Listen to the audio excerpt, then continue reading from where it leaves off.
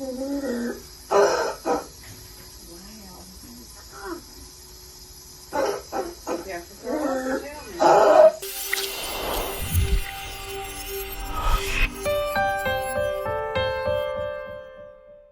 them about who you are and why you're not at school. I'm Farmstead and I'm sick today. So you couldn't go to school because you had asthma problems. I'll go back tomorrow. That's right. You want to go find the baby pigs? Yeah, on a film, go looking for them. Okay. And these are the piggies, and we're at the farm, and we're going to go to look at the baby piggies. That's right. Good morning, you guys. I'm Zoe, and this is Farmer Rent at Chestnut Farmstead. That's right. And today is all about pigs in different ways. I'll tell you a little more about that in a little bit, but right now... A triangle pig? No. Right now, though, we're going to feed... We're going to feed the big pigs some corn. And then we're going to go and check on the baby pigs. They love each other. They do love each other. They're sisters, so they fight sometimes, just like everybody else. They are just loving each other. So let's feed them some corn, and then we're going to go check on Ellie and the babies. Can I feed them some corn? Sure, get it and throw it in there. Okay, can you throw it in like this? Grab it like this, and put your hand on the bottom and throw it in there. Can you do that? Start, toss it in, big and strong, over there. Oh no, you gave them the whole bucket. Oh my goodness. Good thing I made them some corn. There's Ellie, she's coming to visit. And Holly. So everybody's here. Even Holly, but not Dandy. Well, y'all just look lazy this morning. You want me to turn that off? Yeah, you can turn it off.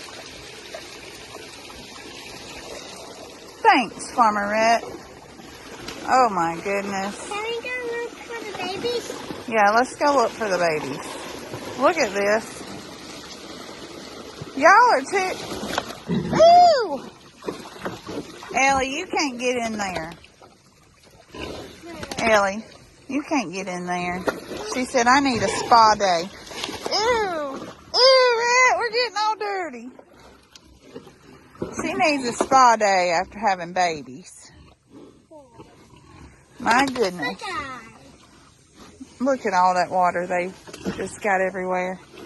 No, Okay. don't you do that. Tell her, get out of there. Get out of there. You can just get your leg out and just drink it like Tell her that's supposed to be your drinking water. it's supposed to be. That's supposed to be your drinking water. Let's go look for the babies. Well, there's Ellie, and we didn't get very far. And it looks like they've decided to come up here with her. Wait, baby. Wait. Rhett. Let's go see if I can let Mama get in there first. Look, here it comes. There they come. They look so cute. They're so cute. They are so cute. They're tiny, aren't they? I want the white one with the red, all the red, and the white strap. Here they come, look. Hey, little babies.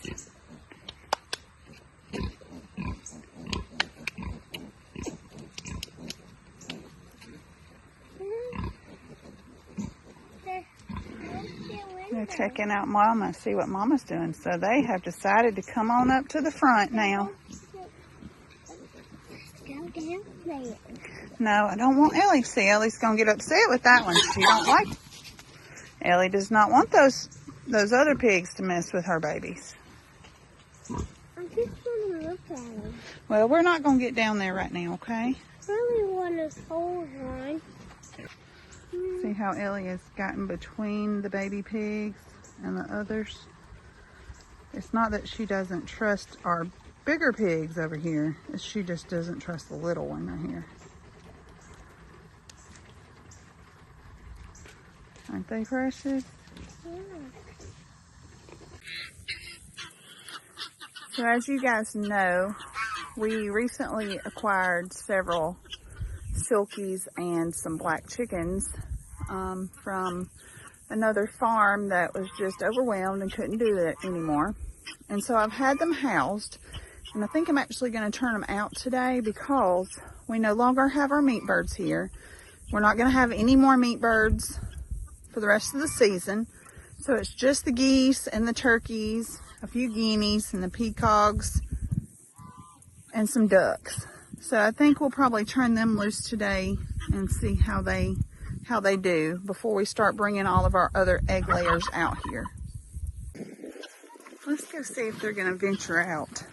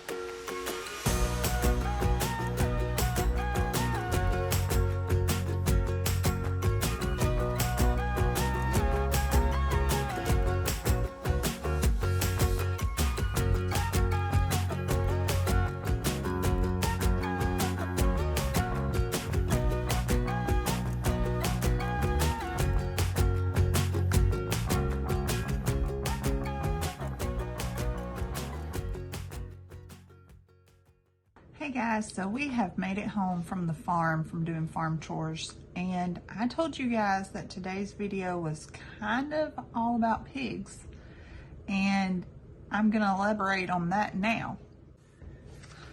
So if you guys have been following us, you know that we raise pigs for meat.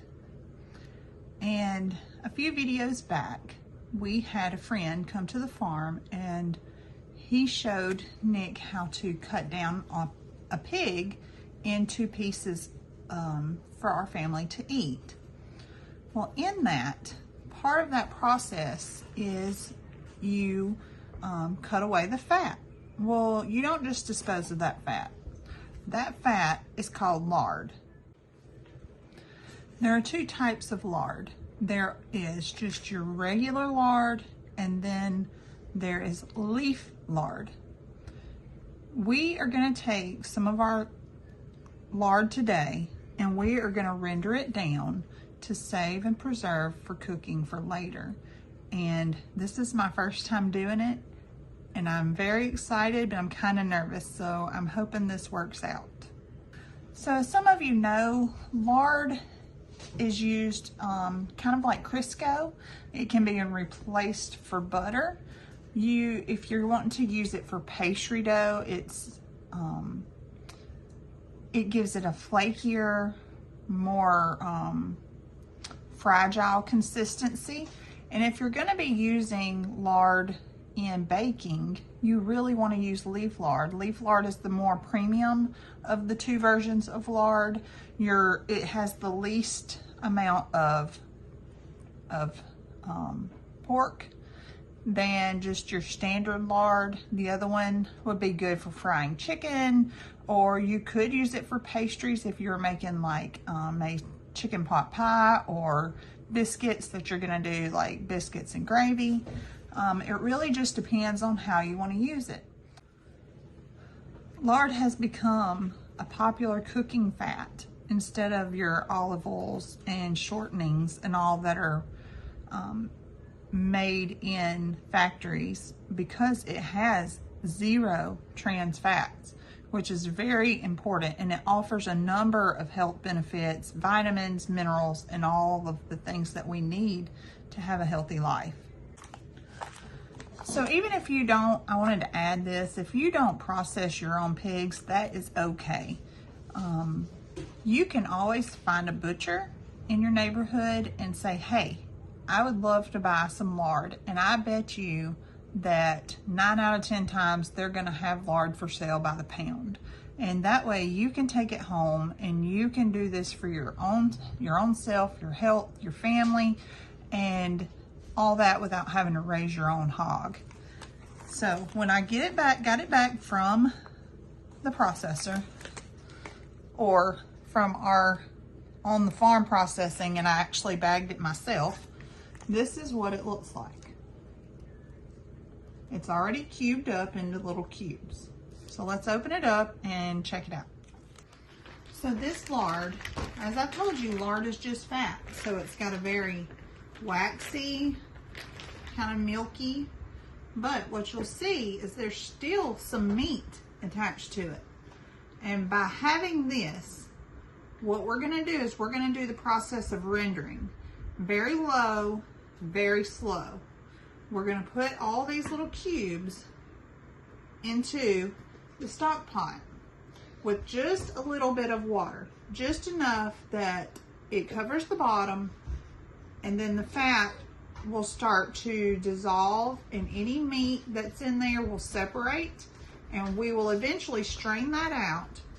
And once the lard has melted down and all the breakdown it's going to do, then we will... Can I help? In just a minute, okay? And then we will can it up and seal it, and we will put it away, and it is stable for a long time. Okay, so Farmer Rhett wants to help. So what I want you to do is, it's going to be kind of squishy and oily. I don't care. Okay, I want you to take the pieces out of here and put them in that bowl for me. Can you do that? Yeah. I don't even care. So this has not been cut down as much as the other one. So we're going to take it, we're going to cut it into 1 by 1 inch chunks so that it doesn't take so long to break down.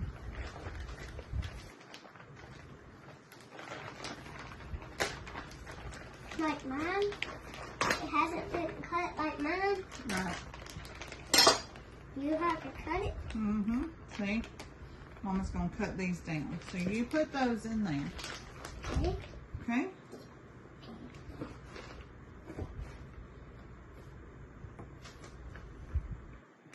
A lot of you guys have heard about cracklings. I know cracklings. Cracklings are the little bitty pieces of fat that are left in lard when it's processed. Well, it gets cooked down. Mom, I found a piece that needs to be cut. Okay. It cooks down, and once it's time to strain it, that'll be the little bitty pieces of the pork that is left in the lard. And so then what you can do is you take a little bit of your fat here, and you'll fry those cracklings up, and it makes little bitty crunchy pieces, kind of like bacon bits, but like harder. Like my little bitty pieces? Oh, I have one left. I'm done. I'll Okay. finish before you. Okay. Because you have a big bag. Okay, so these 2 bags made 2 big bowls.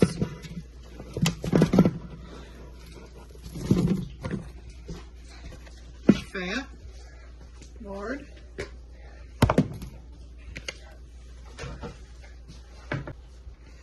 Now what we're going to do is we're adding just enough water to cover the bottom of the pot. That was about 1.5 cups of water. So I've got 2 packs of fat that we cubed, and it is in here, which made 2 bowls, 2 of these bowls worth of cubed fat. And I have them in this stock pot, and I poured about 1.5 cups of water, which is just going to be enough to cover the bottom, and I've turned it on medium. Our goal here is to make all of our fat, we're taking it from the freezer and we're going to make it shelf stable. By doing that, we have got to render it down, which means we have got to evaporate all of the water out of it. We've got to get rid of all the moisture content in it, because moisture is what creates a home for bacteria. We don't want that. We want this to be shelf stable in the refrigerator for the most part, but it can sit on a shelf.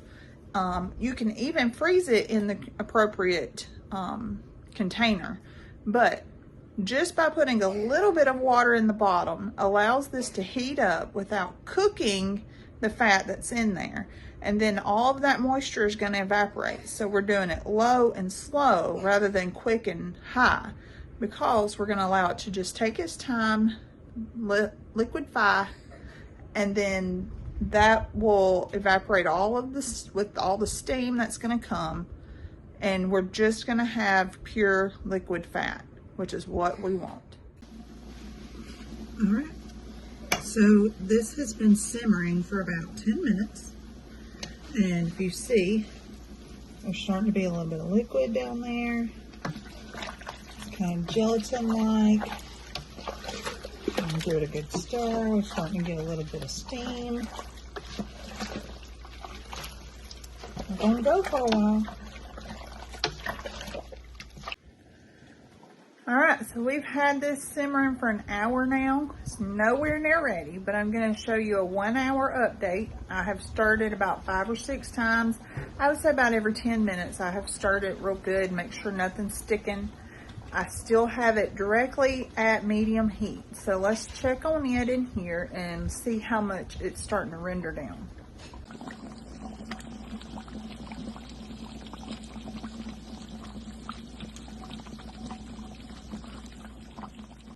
So this is 3+ hours. We've done lots of stirring.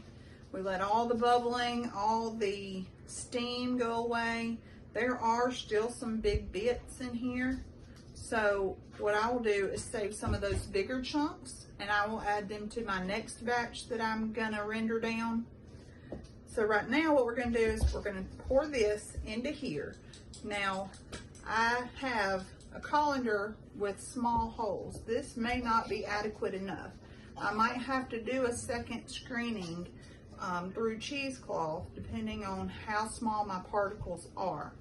So we're gonna try this, and then just know that if that's not enough, I'll get some cheesecloth and I will go ahead and filter, do a second filter, or even a third. Sometimes you have to filter it more to get all the particles out. So let's go ahead and pour this in. It's very hot.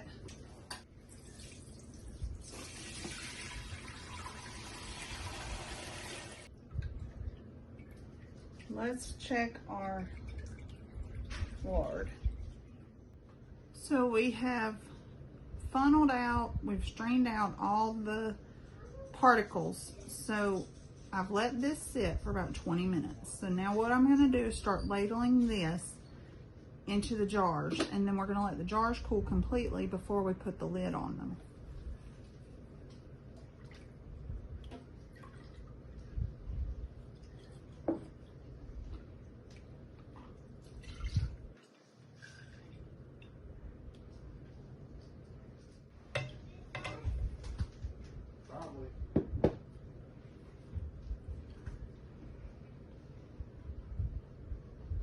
So from the small batch we did, we rendered down 3 quarts of lard. So what I'm gonna do is this is gonna sit, and it has to cool completely So we're gonna go to practice, and when we get back, we'll wrap this up and let you see what a final product looks like.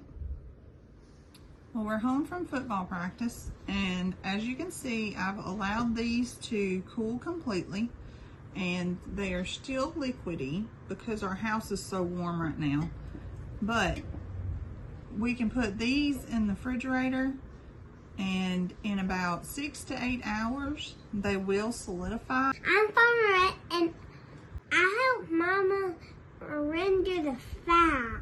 Thanks for watching Chestnut Hills Farmstead. Bye.